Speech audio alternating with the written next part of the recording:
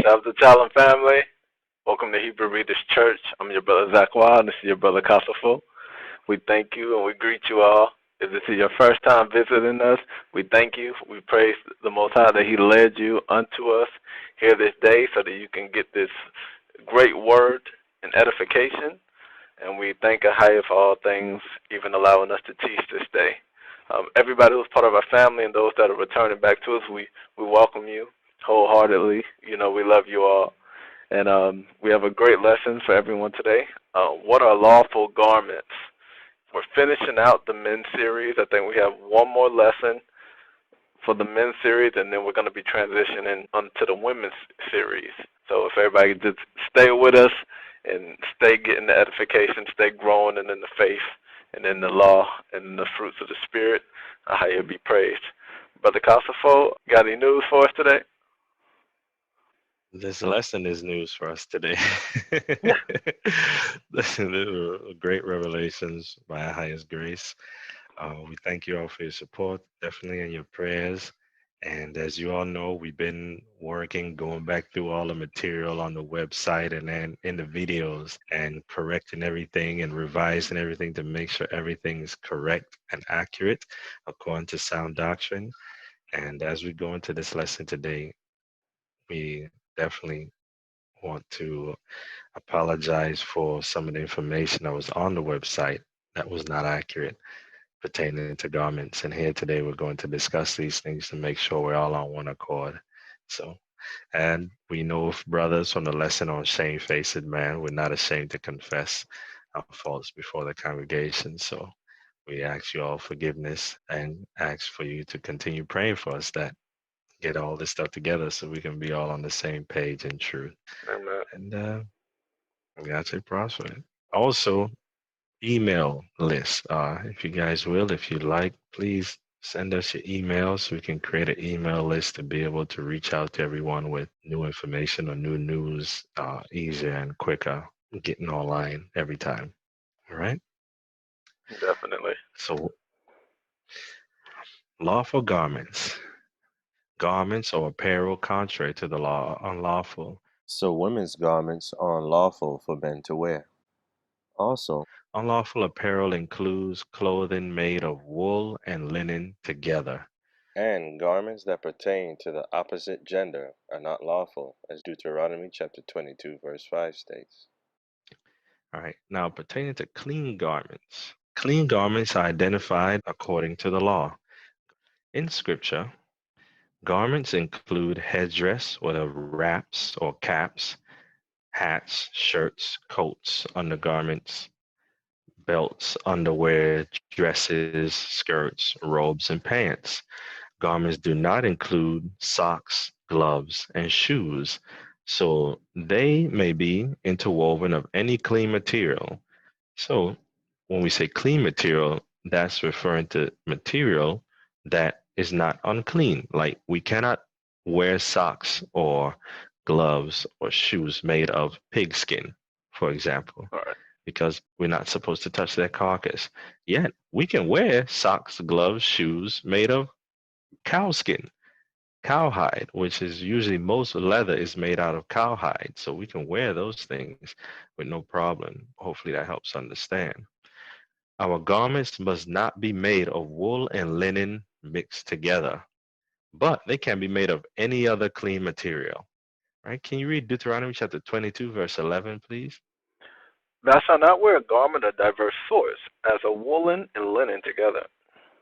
So we see in the scripture, it explains what it's talking about. It says, as of woolen and linen together. So those are the diverse sorts that we cannot have in our garments.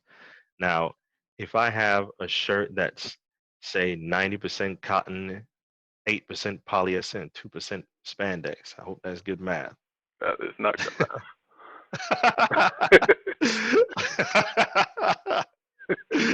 What is it? 90% 90% cotton, 8% polyester, 2% spandex. Woo, sorry. All right. That garment, that's not unlawful because it's not mixed of linen and woolen together. I've not transgressed the law. Right.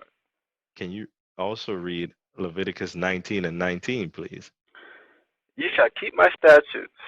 Thou shalt not let thy cattle gender with diverse kind.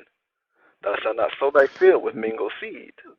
Neither shall a garment mingled of linen and woolen come upon thee. You see how the law precepts help clarify things? It's very clear in Leviticus. Neither shall a garment mingled of linen and woolen come upon thee. That's why regular clothes, long as it's not mingled of linen and woolen together, it's not unlawful. Right. It's fine to wear. For edification, your garment doesn't have to be 100% cotton or 100% linen Linen, right. for it to be a clean garment. You have various kinds of material out there like viscose, rayon, the different polymers, things made from different types of like polyester, nylon, acrylic, and it's a long list. So long as that garment isn't of an unclean material like pig skin or one of the other unclean animals that you can find in Leviticus chapter 11. A lizard that'll go into like your Right. alligator, crocodile, these different things. Right. Lion, wearing that lion Right. skin is actually unclean, the skin of it. Now Yes. the difference, I did want to touch on this because John the Baptist, it specifically said that John the Baptist was wearing camel's hair. It didn't say he had on camel skin. So Yes. that's the difference. He couldn't wear the skin of the camel because it would have been unclean. Right. That's a good example from the scriptures, as we love the testimonies to help clarify everything. All right, brothers and sisters, hopefully that helps clarify the edification on lawful garments in respect to the material. And we made the mistake of misinterpreting Deuteronomy 22 and 11. But going back and praising Ahayah for giving the right clarification and edification. Definitely. To say Right. that no one else could wear mixed garments, it just shows the error of many facets, including ourselves, because we're no better than anyone else, but including the other facets that are saying that you can't wear any garment of diverse sorts, no matter if it's cotton or wool or whatever the case is. It just further shows, that we have much more growing to do. So, Right. Yache is definitely gracious. We're thankful for going back through it because this is a part of the growth. We talk about unlearning as children, so we get to partake in it with you guys. And for anybody that we have inconvenienced with that information, we definitely apologize for doing so. yes, we do. All right. Fringes. We are commanded to wear fringes on the four corners of our garments or within the borders of one's garment to be dressed lawfully. There must be a thread of blue within the fringes regardless of what other colors one may use. This requirement is to fulfill all righteousness of the law. When we dress, at least one of the garments, either shirt, dress, blouse, or skirt, must have fringes on the corners of the garment to fulfill the law. Can you read Deuteronomy chapter 22, verse 12, please? Thou shalt make thee fringes upon the four quarters of thy vesture, wherewith thou coverest thyself. There's the law. It has to be on the four quarters of thy vesture. And that's why we refer to shirts, blouses, skirts, and such, because it has to be a garment wherewith we cover ourselves. Also, can you read Numbers chapter 15, verse 38 to 40, please? Sure. Speak unto the children of Israel, and bid them that they make them fringes in the borders of their garments throughout their generations, and that they put upon the fringes of the borders a ribbon of blue. This is where the law teaches us that there has to be at least one thread of blue in there. And then you can also see that you can wear it within the borders of your garments. You can put it within the border, or you can just put it on the four corners of the garment. Because some garments have the side split to make the four quarters where you can put the fringes, or some garments are just rounded, where it's just a complete border with no split. And in those, you can just put the fringes in the borders. And it just needs to be at least two fringes in the borders of the garment. Continue, please. And it shall be unto you for a fringe, that ye may look upon it, and remember all the commandments of Ahayah and do them, and that ye seek not after your own heart and your own eyes, after which ye used to go a-whoring, that ye may remember and do all my commandments, and be holy unto your Alahayim. Thank you. You're welcome. Now, concerning where fringes must be placed on the garments. According to Numbers 15 and 38, fringes must be placed in the borders, which is H3671 of our garments. The meanings point to where our garment ends, close to the ground. To help understand, you have to put it at the bottom of the garments. Can you read that definition of H3671, please?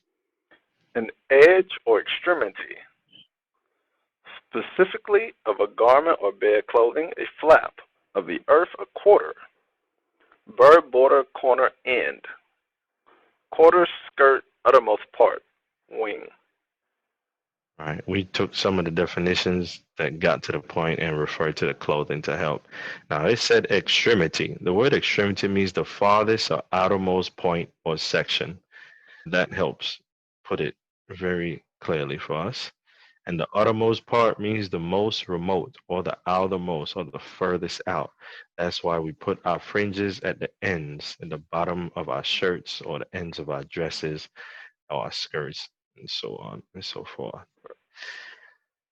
Now, concerning the color blue, according to scripture, the word for blue is H8504. We're looking at this to make sure we have good understanding on what this blue is referring to. H8504, can you read that, please? Yes. The corulin muscle, that is the color violet, obtained therefrom, or stuff dyed therewith, blue. In simplicity, that 8504 is describing the cerulean muscle. And if you Google what it looks like, the muscle is in different kinds of shades of blue. It ranges from dark blue, light blue, and up to a dark violet color, which contains blue and red of a mixed shade. The color violet is actually made with blue. The dark blue colors are very close to dark violet colors. The color indigo is a good example of how blue and violet are so close together. So hopefully that helps understand why the definition for H8504 said the color violet, because blue is in there as well. You can also Google a color for cerulean blue to help know what we're referring to, or look up a cerulean muscle to see what we're referring to. Right. The fact that the definition has violet and blue just shows that fringes can range in different colors of blue through reddish blue, making violet, and ranging from there up or down. We have to be sure we have some kind of blue, whether it be regular blue or reddish blue thread in our fringes. At least one thread has to be a blue. If you want to wear cerulean blue, it's righteous. If you want to wear another kind of blue in the spectrum of blue or violet, it is still blue like the law commands, so it's righteous. You're not breaking the law once you have at least one thread of blue in the fringes to fulfill the righteousness of the law. So hopefully that helps with understanding fringes and the color. Concerning unlawful images, we are taught not to set a stumbling block before our brother. So clothing with unlawful images upon it are not convenient for believers to help others understand the images are unlawful. Unlawful images means any image that is the likeness of something that has breath in Alahayim's creation. Firstly, we are not to make the images of living creatures or the likenesses of living creatures upon our clothing, because we're commanded not to do so at all. Can you read Exodus chapter 20, verse 4, please? Thou shalt not make upon thee any graven image, or any likeness of anything that is in heaven above, or that is in the earth beneath, or that is in the water under the earth. Now, yes, we know graven images are statues, molten images, things made carved out of wood, stone, and things of that nature. But the law also said any likeness of anything that is in heaven above, or that is in the earth beneath, or that is in the water underneath the earth. Can you read that definition of the word likeness, please, in H8544? Yes.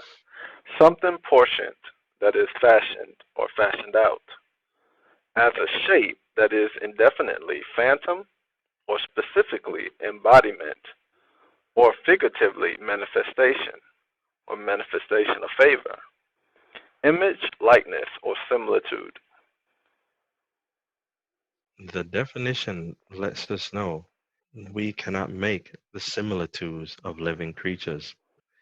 Now, we can find among Gentiles in the scriptures, they would do such practices of making the likenesses of living creatures on their clothing. Can you read Yache 74, verse 14, please? Sure. And King Agrippa had a very beautiful daughter whose name was Ushpizina, and all the men of Africa embroidered her likeness on their garments on account of her great beauty and comely appearance. We see we find it being done among the nations, not being done among the believers. Now, we were told in the commandments not to follow the customs or the ways of the heathen, which are the unbelievers. Can you read Jeremiah chapter 10, verse 1 to 3, please? Jeremiah chapter 10, verse 1. Hear ye the word which Ahayah spake unto you, O house of Israel. Thus saith Ahayah, learn not the ways of the heathen, and be not dismayed at the signs of heaven, for the heathen are dismayed at them. For the custom of the people are vain. These customs, like putting the image of a person on clothing, these are vain customs that we are not to practice. On the other hand, for believers, it is not lawful to paint the images of living creatures, much less put them on our clothing. Can you read 4th Maccabees chapter 17, verse 7, please? And had it been lawful for us to paint, as some artist, the tale of her piety, would not the spectators have stuttered at the mother of 7 sons suffering for righteousness' sake? Multitudinous tortures. That word messed me up too. Yes, multitudinous tortures, even unto death. You got That word got me too. You got to fashion your mouth for that one. All right. So we see in the book of 4th Maccabees that it wasn't even lawful to paint the image of what transpired with the mother and her children, because you'd have been making the image of a living creature, the mother and her children. So that helps us know in the law, for one, we're not allowed to even make the images of living creatures, much less put it on our clothing. So we have guidance to know that's not something that's convenient for us. So for those of you that make clothing, it's good to make clothes. There's nothing wrong with that. But when making it, don't put the images of living creatures on it, whether it be birds, beasts, animals, animals of the sea, or people. people. Right. Right. Now, making images of creation like the trees, fruits, vegetables, the sea, the sky, these are lawful. You even have in the book of Proverbs 25 and 11, it says, a word fitly spoken is like apples of gold in pictures of silver. So those types of images are lawful and well for us, and they make good designs on our clothing. It's just avoiding the images of living creatures so that we do not break the law of Exodus chapter 20, verse 4, by making the likeness of anything that is in heaven above, in the earth, or in the sea. But now, pertaining to socks and shoes, according to the Hebrew definition, the law, and the precepts, socks and shoes are lawful to be of any mixed fabric or clean materials. To confirm the edification, it is written, our garments and our shoes in Joshua 9 and 11, which substantiates that garments and shoes are two different words. They don't have the same meaning because the word for garments is H899 and the word for shoes is H5275. Also, bed sheets, towels, curtains, and pillows can be of any clean material according to the law, since they are not garments or apparel. Now, for the definition of the word garments, can you read the definition for H899, please? A covering. Example, clothing. Also treachery or pillage. Apparel, cloth, or clothes, clothing, garment, lap, rag, raiment, robe. Very treacherously, vesture or wardrobe. Right? So that's garments. Now, the definition for shoes, can you read that, please? H5275. Sandal, shoe. Properly, a sandal tongue, by extension a sandal or slipper, sometimes as a symbol of occupation, a refusal to marry, or of something valueless. Dry shod, pair of shoes or latchets. So from the scriptures, we can also find an example of the differentiation between shoes and garments to understand that they are not viewed in the same light according to the law. Can you read Exodus 3 and 5, please? Yes. And he said, Draw not nigh hither. Put off thy shoes from off thy feet, for the place whereon thou standest is holy ground. Now he had to take his shoes off because the shoes were unclean. Yet, when one is not in a holy place, it is no transgression of the law to wear the same shoes, seen as though Moses kept those shoes on to go to deliver the children of Israel. You can also read Joshua chapter 9, verse 13, please. And these bottles of wine, which were filled, were new, and behold, they be rent. And these our garments and our shoes are become old by reason of the very long journey.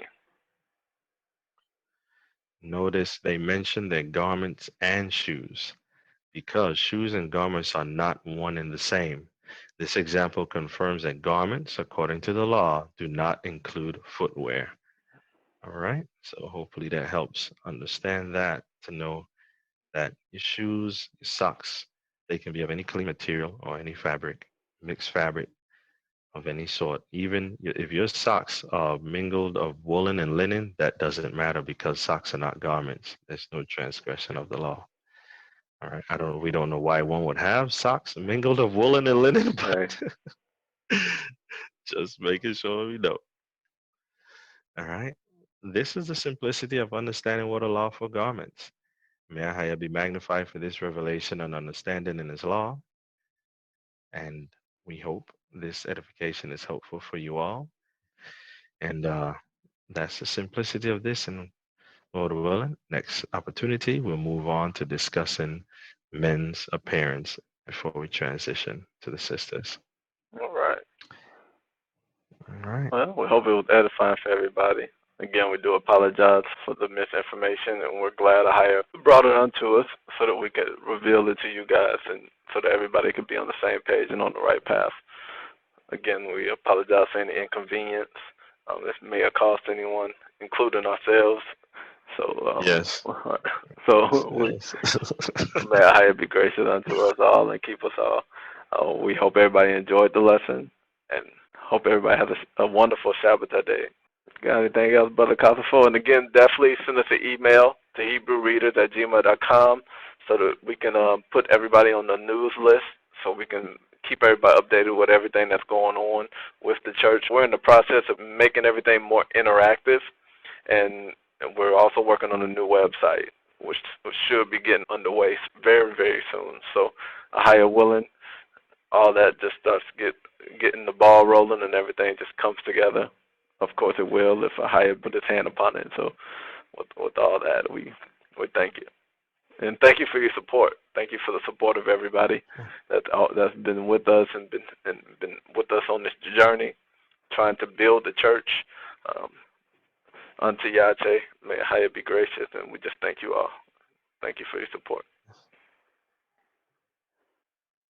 Got anything before we go, Brother Cosafo?